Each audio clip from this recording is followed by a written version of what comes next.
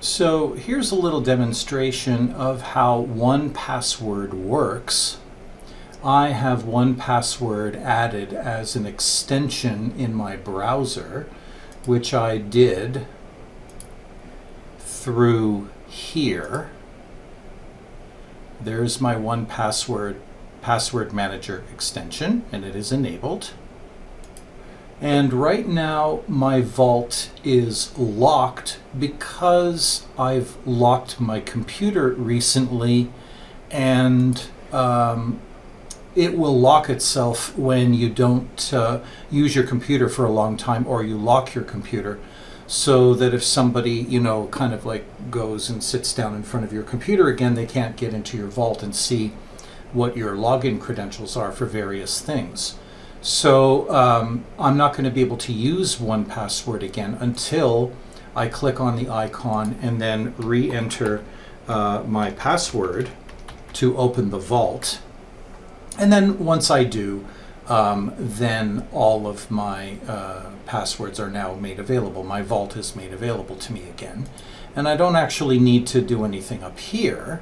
What happens is when I go to a website that requires me to log in, the minute I get to a login screen at a URL or web address that 1Password recognizes, it goes, here's the login for this site.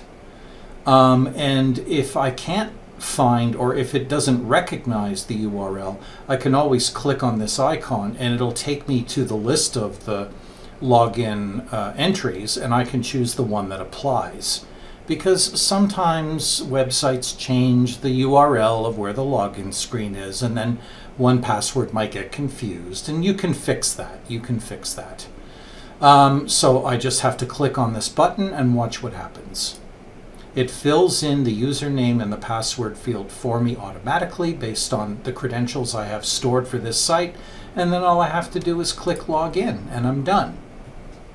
So that's all there is to it. And just to prove that it works on more than one place, I'm going to bring up another site that requires a password to get in.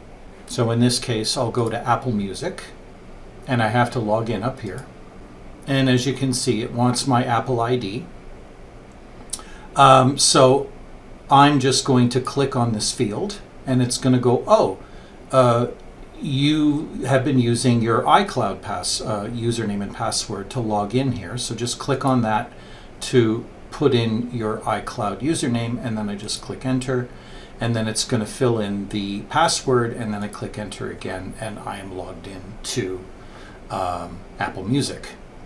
So really, that's all there is to it. Now, if I need to make any changes or anything to 1Password, the easiest thing to do is to go to the website that holds my account. And what's really cool about this is that it even knows how to log into 1Password, from the extension in the browser. So I'm just going to go in, and there's my private vault. And if I go to my private vault, it contains the logins for all of the places that I belong to. And then if I need to update any of those entries or add new ones, I can add the URL where I log in from. I can add my username and my password, and so on and so forth. If I have to update the password, then I can edit it here. But 1Password will even recognize that I'm entering in a password manually and go, hey, you're entering in a new password, not the one that we have on file. Would you like me to update the entry for that login now? And you would say, yes, I do. So it's really amazing. And it's definitely not the only choice you have on the market for password managers, but it's definitely the one that I chose based on how easy it is to use, and the fact that it's available to share with all the members of my family.